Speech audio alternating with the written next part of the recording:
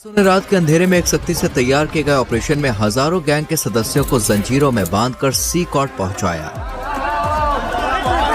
एक के पीछे एक बैठाए, सिर झुकाए, वो एक ही भीड़ की तरह दिख रहे थे। हथियारबंद गार्ड से घिरे होने के कारण उनमें से किसी ने भी आदेशों का विरोध करने की हिम्मत नहीं करी। एक ही दिन में उनकी जिंदगी पूरी तरह से बदल गई। हम यहाँ के सबसे खतरनाक गैंग लीडर का इंटरव्यू भी करेंगे। 10 मिनट। 2022 में बनी ये जेल बहुत बड़ी है। ये जेल जो है ये करीब 410 एकड़ में फैली है दोस्तों। और आपको बता दें इसमें करीब 8 अलग अलग हिस्से हैं। हर 2 हिस्सों को 3 मीटर ऊंची दीवार और नुकीले तारों से घेरा गया है।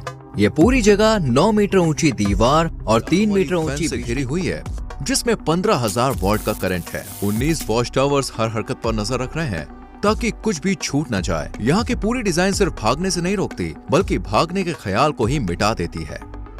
हेलो, हमारे पास प्रेसिडेंसी से परमिशन है। सोल्जर्स ने हमें रोक लिया। हमें उम्मीद है कि ये आखिरी चेक पॉइंट होगा। सी कॉट के आसपास के 2 किलोमीटर के दायरे में जैमर ने सारे सिग्नल्स ब्लॉक कर दिए हैं, जिससे कम्युनिकेशन बंद हो गया है। जेल की सुरक्षा के लिए 600 से ज्यादा सैनिक सिर्फ बाहरी सुरक्षा पर तैनात हैं। जेल में दाखिल होने से पहले हमें अपनी सारी चीजें यहीं छोड़नी होंगी। हम सिर्फ कैमरा और माइक्रोफोन साथ ले जाएंगे बस। धीरे धीरे पास करो, कैमरे की तरफ देखो। Body scanner. मुझे याद नहीं रहा कि मैंने अपनी वेडिंग रिंग उतारी है। इसे वहाँ रखना होगा। ये मशीन कुछ भी छुपने नहीं देती। ये हाई कैपेसिटी एक्सरे स्कैन हड्डियों और अंदरूनी अंगों तक को दिखा देता है। इसे खासतौर पर नए कैदियों की जांच के लिए इस्तेमाल किया जाता है, ताकि कोई भी अपनी बॉडी में ऐसा सामान ना ले जाने की कोशिश करे जो पूरी तरह से प्रतिबंधित है। ये लोग चीजें निगल लेते थे या फिर बिना और एड्स के जरिए अंदर लाने की कोशिश करते थे।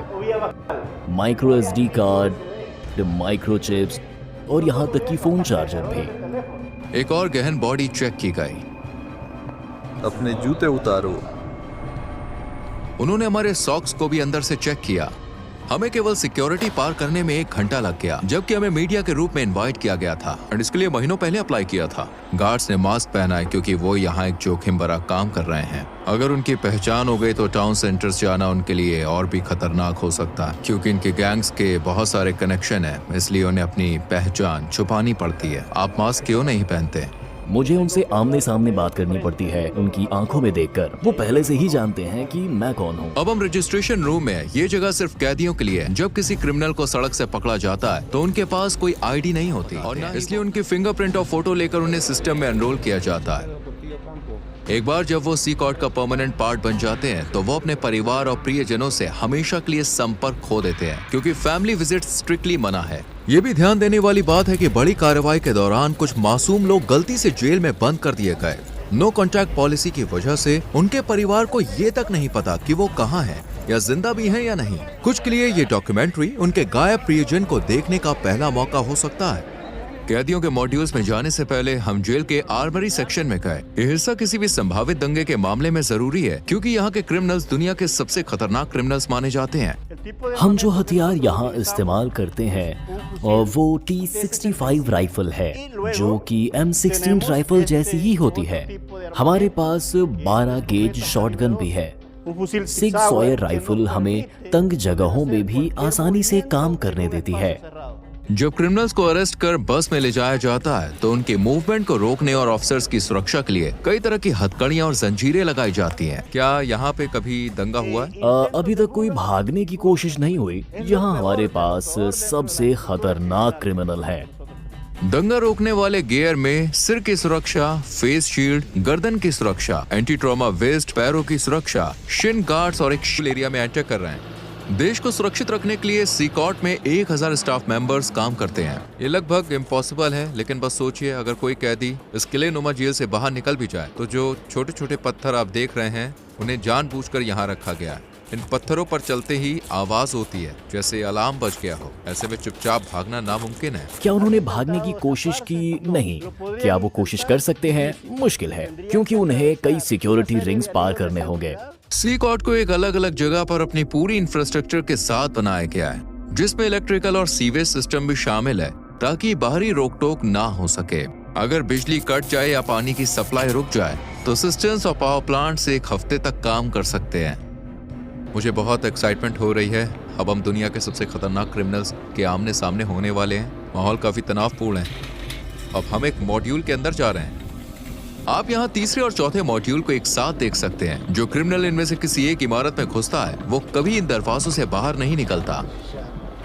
कुछ ही कदमों में हम 2500 से ज्यादा कैदियों के बीच होंगे।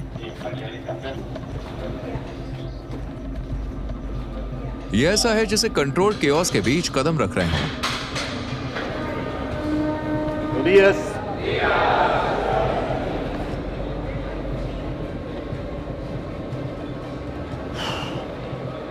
उनकी सारी नजरें मुझ पर हैं। वो मेरे हर कदम को देख रहे हैं। मैं उनकी आंखों से नजरें मिला रहा हूं। यहाँ इतने सारे लोग हैं, मेरे पास शब्द नहीं है। मुझे बहुत बेचैनी महसूस हो रही है। सभी कैदियों ने सफेद शर्ट, शॉर्ट्स और चप्पल पहनी होती है। उनके पास और कोई सामान नहीं होता।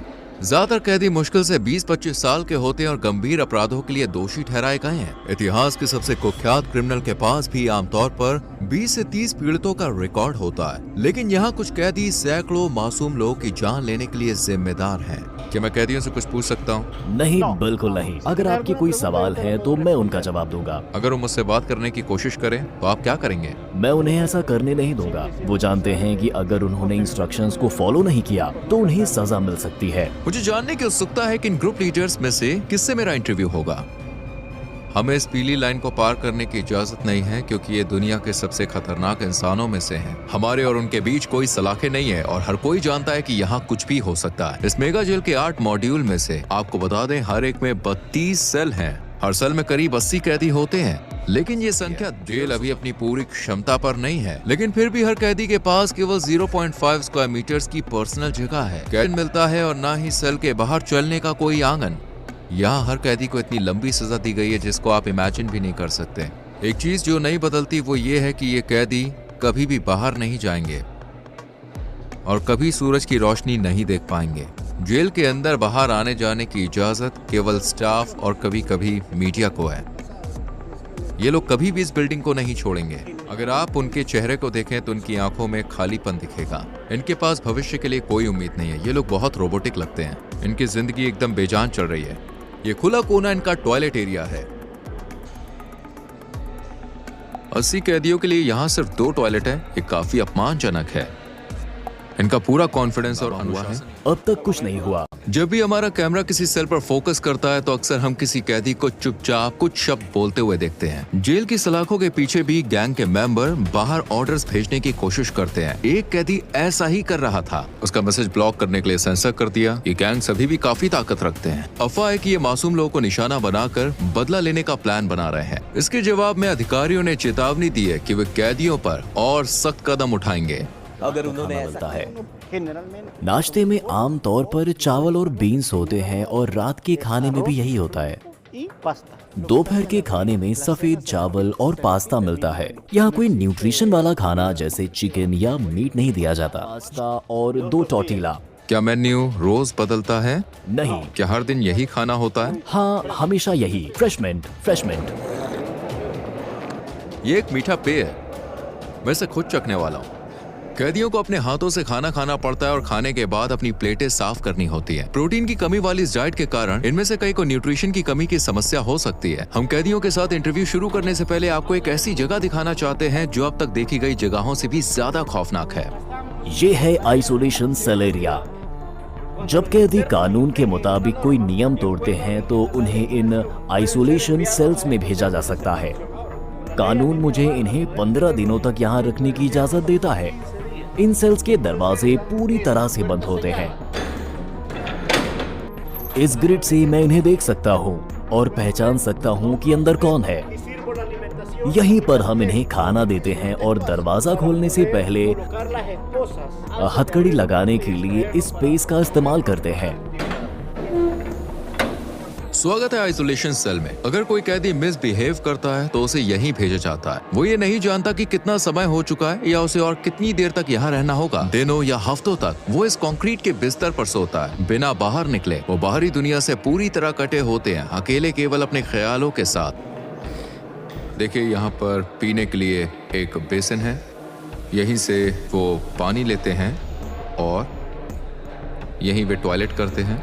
पीने के पानी का बेसिन और टॉयलेट पास पास हैं। टॉयलेट हाल ही में इस्तेमाल किया गया है और गंदा दिखता है, जिससे लगता है कि सेल का हाल ही में इस्तेमाल हुआ है।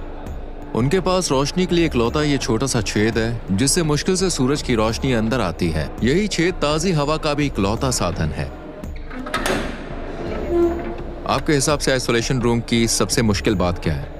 अंदर आप अपने हाथ भी नहीं देख सकते। जब कोई कैदी आइसोलेशन में होता है तो जरूरी है उसके पास पढ़ने को हो, जो उसका दिमाग शांत रख से होना चाहिए, क्योंकि इतने सारे पीड़ितों के लिए वो यही डिजर्व करते हैं। अब हम साइको नाम से मशहूर कैदी का इंटरव्यू लेने जा रहे हैं। उसका 34 और पिछले 25 साल से वो एक संगठन में बड़ी कैदी का इंटरव्यू लेने जा रहे हैं। उसका 34 साल का क्रिमिनल रिकॉर्ड है और पिछले 25 साल से वो एक संगठन में बड़ी पोस्ट पर रहा है।